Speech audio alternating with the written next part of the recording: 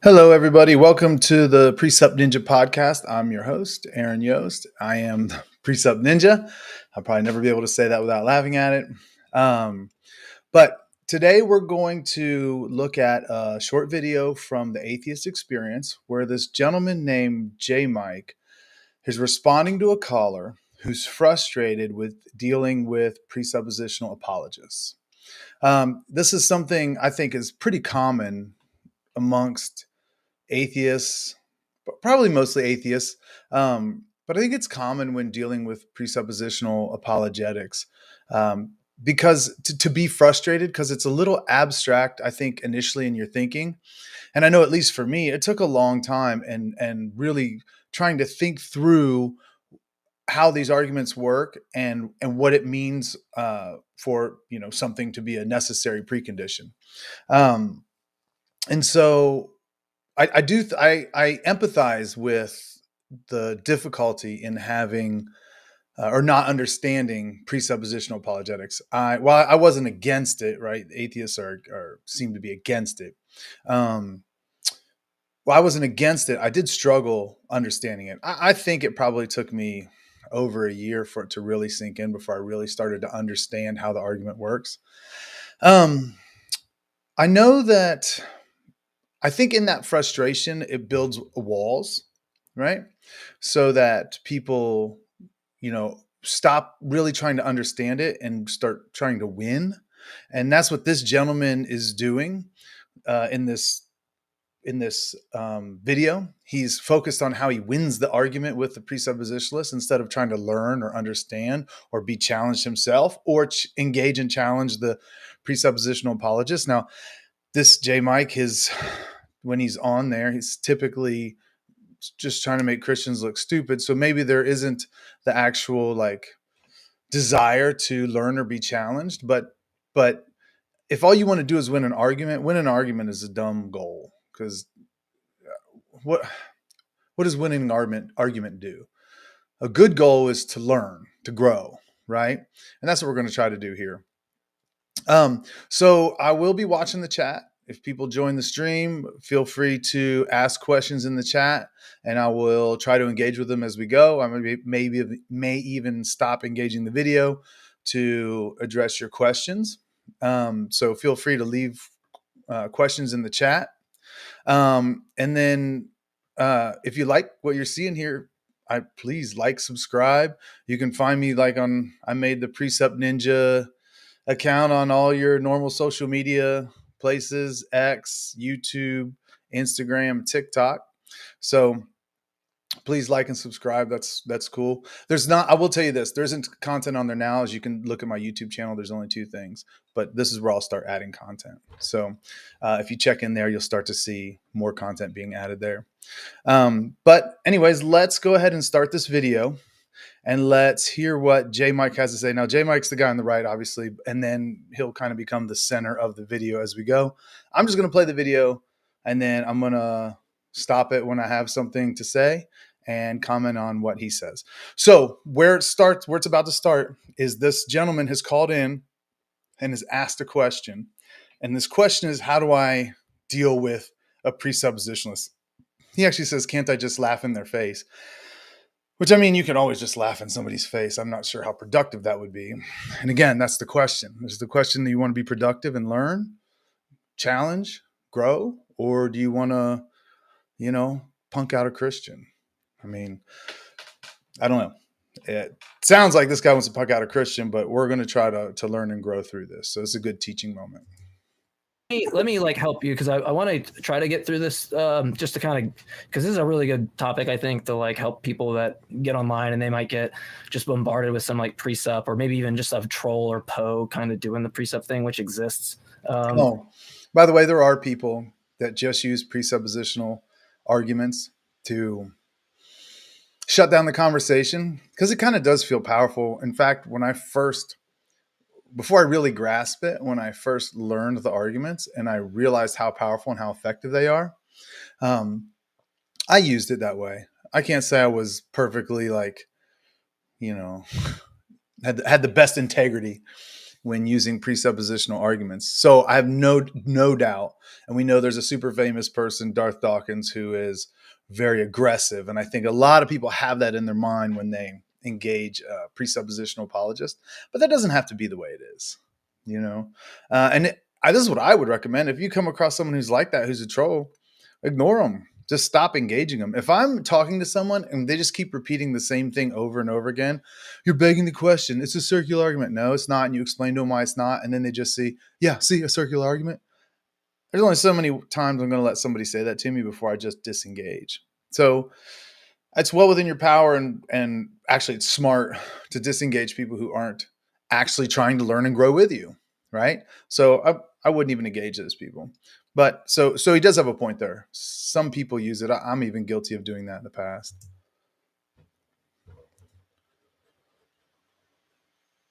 So if the kind of the best way to tackle this, in my opinion, is ask them straightforwardly for the argument, right? And it's going to be something to the effect of like, God is this necessary precondition for knowledge, God, therefore knowledge kind of idea, right? Or this biconditional statement that you can only have knowledge if and only if, the Christian God exists. So he's actually not wrong. I think that there's some confusion here, okay? Presuppositional apologetics is an apologetic method. And one of the tools that we use, is the transcendental argument for God. Okay, which he just gave. In order to have X, doesn't matter what it is, everything, God is the necessary precondition for everything. So in order to have X, knowledge is a common one. God must exist. We have X, therefore God exists, right? That is a direct way to make the argument. That's a direct argument, right?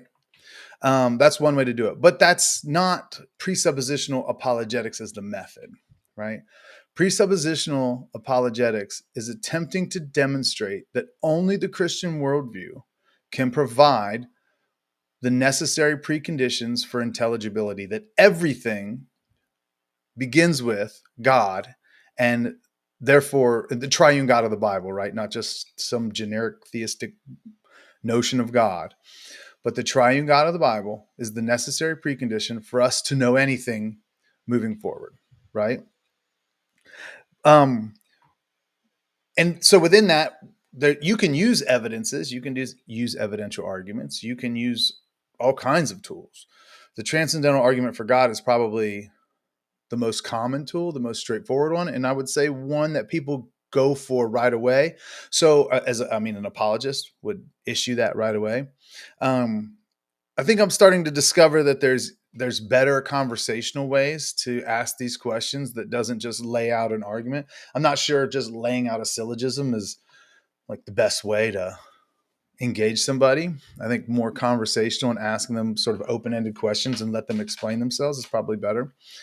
But yeah, they usually lead with the transcendental argument for God, but that's just not presuppositional apologetics as a whole. It's a methodology, and the transcendental argument is one tool underneath the umbrella of presuppositional apologetics. So you have to, if you're engaging a presuppositional apologist, you have to understand that there's more than just the transcendental argument happening. There's a whole methodology for trying to demonstrate, to peel back the layers and demonstrate that not only do we all need God, but we all implicitly rely on God every time we engage the world, right? So it's bigger than the transcendental argument. I guess that's the point I'm trying to get across. What if you like put that out in like in an argument, the first premise is the one that's going to be contentious from atheists. They're going to go like, why should I accept if God exists and knowledge exists? Like I think that it could just be true that antecedent, that God, like there could just be no God and I could still have knowledge. In fact, that's the view I hold. So, okay, this is my favorite part because he's like dogging presuppositional apologetics, but he just made a presuppositional argument, right? He just used presuppositional apologetics, but from an atheist point of view. We say you need God for knowledge. He says, well, I don't need God for knowledge. So he's making the exact same argument just right back at me, right? So he's engaging me where I want to engage them. And personally, if someone said that to me, as an apologist, if I'm talking to someone and I'm trying to get them to analyze themselves and look at their worldview in hopes that share the gospel, right, and let the power of Jesus take over.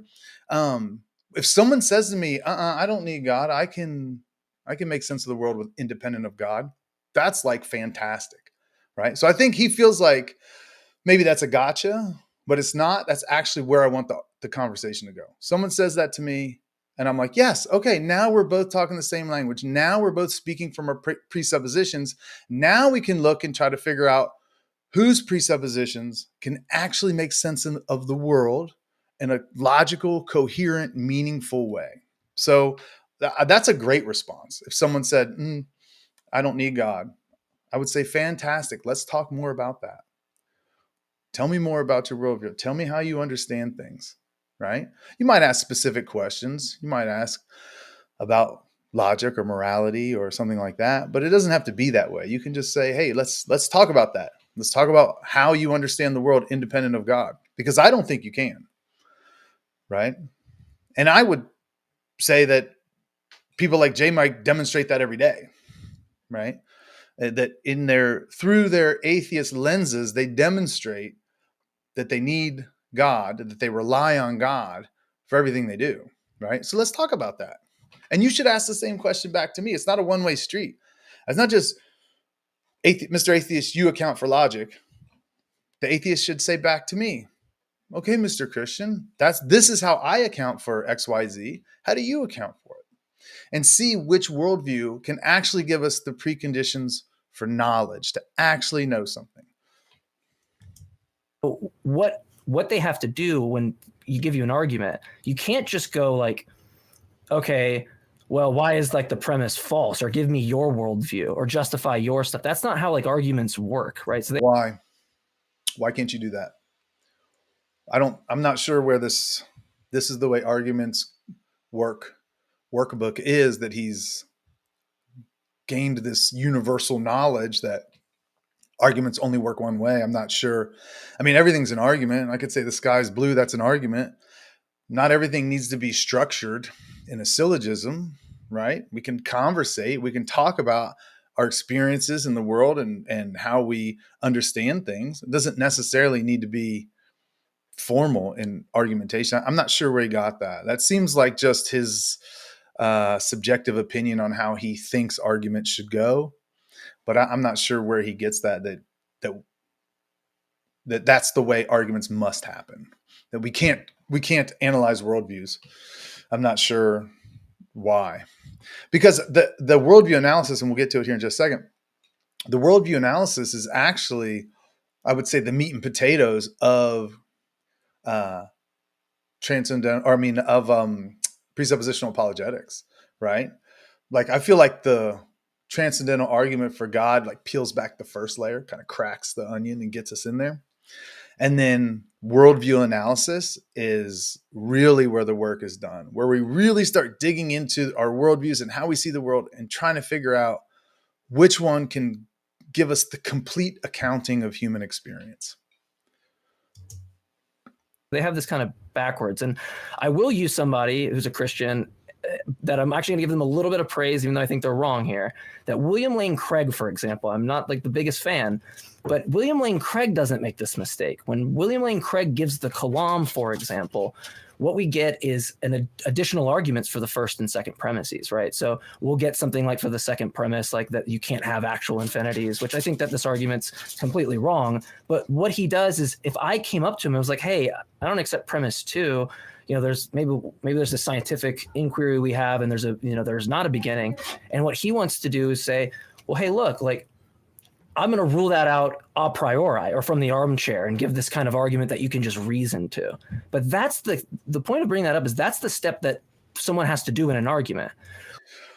Not true. I don't think JMike understands transcendental arguments, to be perfectly honest, because William Lane Craig is famous for using evidential arguments and actually not using and not liking transcendental arguments.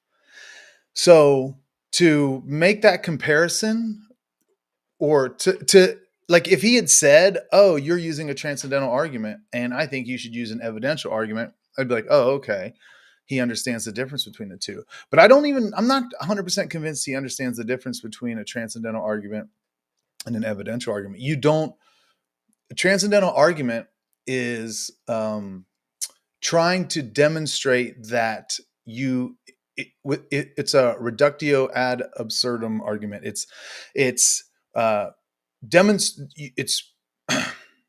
transcendental argument is where you demonstrate the impossibility of the contrary, right?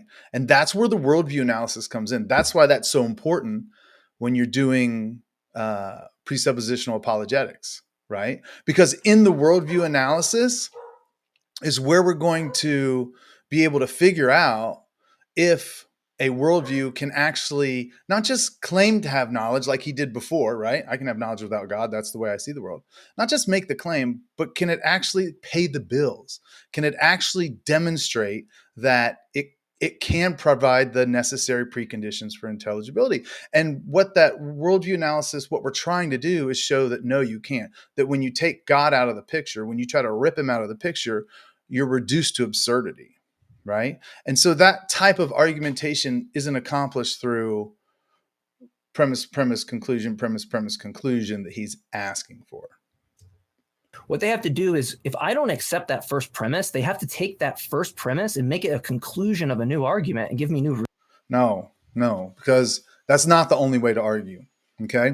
So the argument that he started off with was, in order to have knowledge, God must exist. We have knowledge, therefore God exists.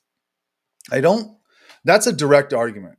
But that first premise, in order to have knowledge, God must exist, that's the transcendental part of this argument, right? And so you don't prove that, or you don't demonstrate that with another direct argument, right? You demonstrate it through reductio ad absurdum, right? So, so that's how you do that. So an indirect argument, that's what I was trying to say. So that's actually an indirect argument. And that's how we're going to demonstrate it. And the way you demonstrate it is through worldview analysis. That's the only way to do it, right? Because you're going to say, I can understand the world without God, right? And I'm going to say, the only way for us to determine if you truly can't understand the world without God is for us to look at our worldviews and see if yours can actually pay the bills, if you can actually understand the world without God, right? So we have to do that in order to demonstrate it. So if you're just saying, I'm not going to play that game, I'm not going to go down that road with you, all you're doing is not engaging the argument. You're not winning. You're not punking anybody out. You're just not engaging the argument, right? And you can do that, but great. I wouldn't call it won an argument, but maybe you feel like you won an argument, but that's not really the goal here. The goal is to learn and grow, right? Not win arguments.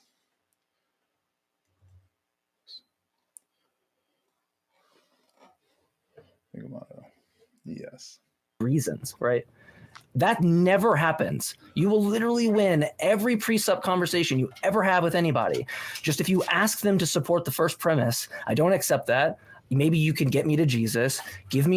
So you won't win the argument because you'll just be demonstrating that you don't understand the argument, right? Because you're asking for something that doesn't make any sense. That first argument is then defended indirectly, right? So you're not winning the argument. You're confusing the situation because you don't understand the argument, and you're not trying to learn and grow. You're trying to win. So, I mean, now you don't really win. You probably bring the conversation to a halt, maybe, but you don't win. You're asking for the wrong thing.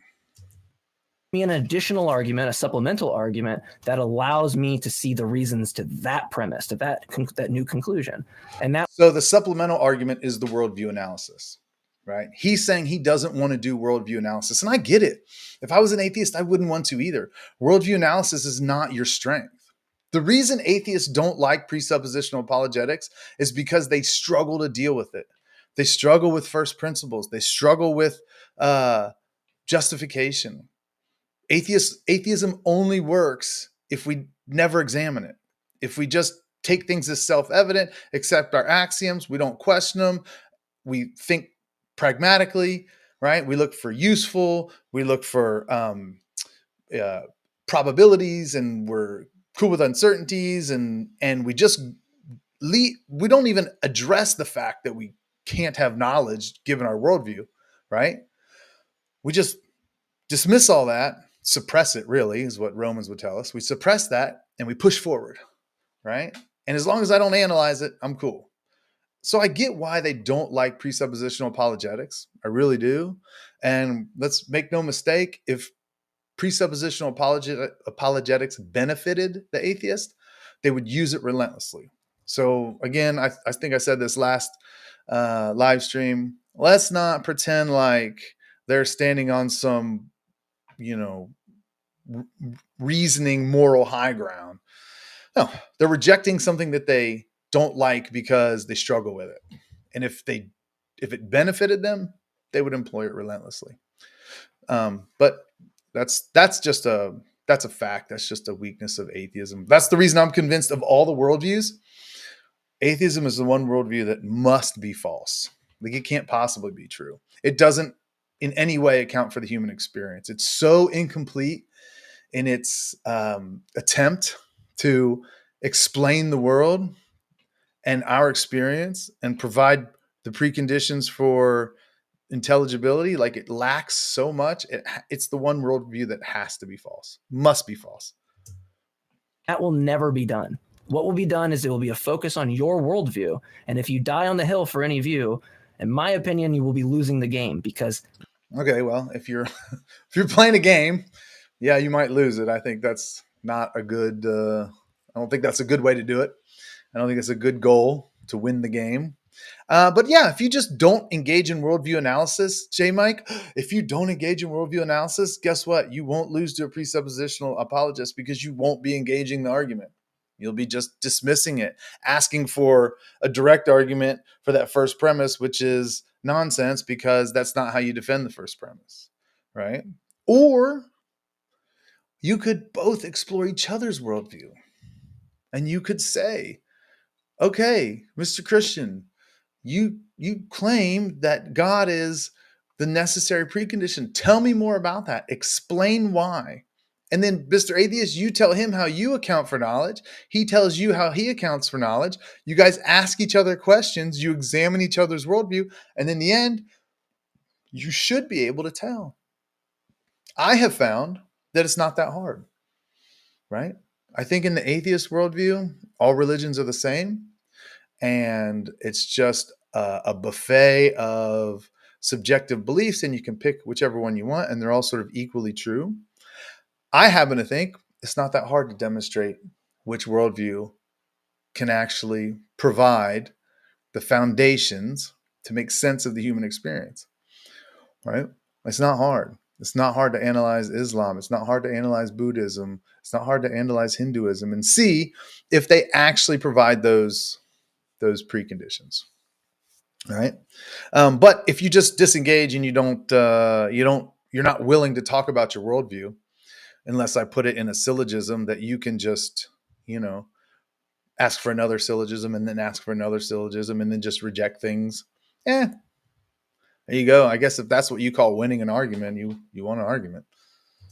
They're stating emphatically that you can only have knowledge if the Christian God exists, nothing else. If I was in that conversation and it just turned out that, like, I'm talking with this Presup, like, let me give them all the credit I can. But I'm talking with this Presup and I go, oh man, you know what? After talking to you, I'm really confused about my worldview. I don't know what to believe, this, that, or that. And I'm having an existential crisis right now. But wait a second, you told me about this Jesus thing. And you told me that, like, I can only have knowledge if this Jesus thing is true. So let's get back to that thing. We already went to this whole weird segue of showing me that my, like, worldview doesn't work or my TV doesn't turn on. Let's see if your TV turns on. You're telling me that it does, right? So now give me that argument and you'll. Okay. This was actually my favorite part when you brought that up. One, he uses the TV turn on thing all the time. I don't get it. Now, personally, I don't speak in analogies. When people start using analogies, I get lost. I prefer people just say directly what they mean. So I don't get this TV on off thing. But he, through the course of this video, in the last 2 or 3 minutes, however long it was, he actually laid out the perfect apologetic scenario. Like, I can't even, if every apologetic scenario was like this conversation that he's criticizing, he's saying this is a waste of time and this is dumb and, you know, we should just ignore it and I wish they didn't do this and da da da. If every conversation went this way, like, that's like the holy grail of presuppositional apologetic conversation. We'll lay it out real quick the way he did. Jesus is the necessary precondition for you to make sense of anything in the world. Mr. Atheist says, no, that's not true. I can make sense of the world without God. And I say, oh, interesting. Tell me more about that. And he does. And he asks me questions and I ask him questions and we unpack his worldview and we unpack my worldview and we demonstrate how the atheist worldview can't give you the necessary foundations to know anything, to make sense out of anything. I show you that it's completely bankrupt. And then you have this existential crisis and you go, okay, okay, great. Now you're right, Mr. Christian. My worldview doesn't make sense. I can't have knowledge, right? Now what? I mean, okay, you told me about this Jesus thing. So take me back there. Tell me how Jesus can provide this foundation for me. And then I would share the gospel and I would tell you about Jesus and I would tell you how he has the power to save and the power to reconcile you to God and the power to give you the thing that you want, right? Which is peace with God. And you don't have to live suppressing the knowledge of him and fighting against fighting through your worldview when it clearly doesn't make sense, right? And how you can escape condemnation. I would love to share that with you. Now, for him, he doesn't see the connection, right? And the connection might take time. That's fine. I might bring up Jesus and then it might take months of unpacking worldviews and meeting and talking with someone before they finally say, I get it. I get what you're saying. How does Jesus address these things? Right? That's the perfect apologetic scenario. What he just described, the thing he just criticized about how dumb it is the perfect apologetic scenario. And I wish every one of them went like that. So that would be super exciting. But you're right. It's not presuppositional apologetics alone isn't enough. We definitely need the power of the gospel. You definitely need the power of the Holy Spirit. And you definitely need Jesus to change a person on the inside, to change that heart of flesh or that heart of stone to a heart of flesh. So you're right. Apologetic methods aren't going to do it. In the end, what I'm trying to do is peel back the layers, put the cracks in the foundation, and get your heart in the right place so that when the Holy Spirit does move on you, you're ready to accept Jesus. So, but anyways, I just thought that was great because what he sees as a fault is actually the perfect apologetic scenario. Notice how much of a time waster it would have even been if I granted, that I'm just having this existential crisis and I don't know what's going on, which is way too charitable for me to do. But well, I know it's way too charitable for you to do because, as Romans 1 tells us, you're suppressing the knowledge of God. You're not there yet. You're still in rebellion against God. You still don't want him to be real. And you're right. It's a huge time waster. It's like having to go through your entire worldview and unpack everything. And you're probably going to ask about other worldviews and why doesn't Islam do it? And why doesn't Hinduism do it? And it'll probably take months and we'll probably talk about all kinds of things. And then it will probably be an enormous waste of time, quote unquote, to walk you through all of these things to get you to the point where you say, you're right. My worldview doesn't work. I think I need Jesus. But that's because you're not ready at the beginning, right? As you demonstrate here, your heart's not ready. Your heart's hardened.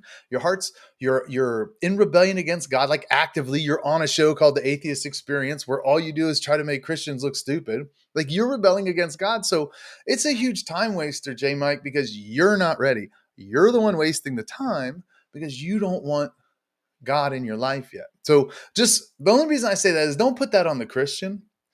Don't put that on the apologist. It's a huge waste of time, but it's a waste of time that has to happen because your heart's not ready. And we're trying to prepare your heart and make it ready. To elucidate the point is like, if someone really did that, what the fuck are they going to do? They're going to have to now give that argument and come to Jesus. And they don't have that argument. That's because coming to Jesus is not an argument. Coming to Jesus is the power of the gospel, right? So right there, just to pile on how he thinks presuppositionally, he's got a naturalistic worldview. He's got an atheistic worldview. So his presuppositions don't allow for the power of God. So he thinks it's going to happen through his human reason because he's convinced that his brain is enough to make sense out of the entire world. As he said in the beginning, I happen to think I don't need God for knowledge, right? So that's the worldview he's operating on, right? And so, yeah, he's going to say, your argument's not going to bring me to Jesus. Well, that's true. No one ever thought their argument was going to bring you to Jesus. We all thought Jesus was going to, well, I should say we all thought the Father was going to bring you to Jesus and Jesus was going to save you and the Holy Spirit was going to move on you. So, yeah, you're right. It's not the argument. It's not. So that's kind of that's like my 2 cents on it. I don't know why this gentleman, that's the end of it, by the way. I don't know why this gentleman became the spokesperson for like presuppositional apologetic response methodology. I've already seen a couple of videos where they seem to put him on there. I'm not sure because he doesn't understand presuppositional apologetics, transcendental arguments.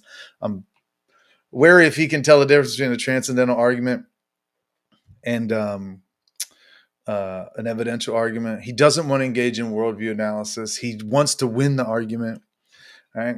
So it's no wonder that he doesn't understand. And the point is not to pile on him and be like, oh, JMike is stupid, because I don't think he's stupid. I don't know the guy. But it's to encourage people to not be like that, right? If you want to not understand presuppositional apologetics, listen to people like JMike. And I speak out against the people, the internet atheists, like Justin and JMike and Forrest Valkai and Alex O'Connor and all the Instagram influencer atheists that just say things that could be sorted out with 5 minutes on Google or maybe ChatGPT now.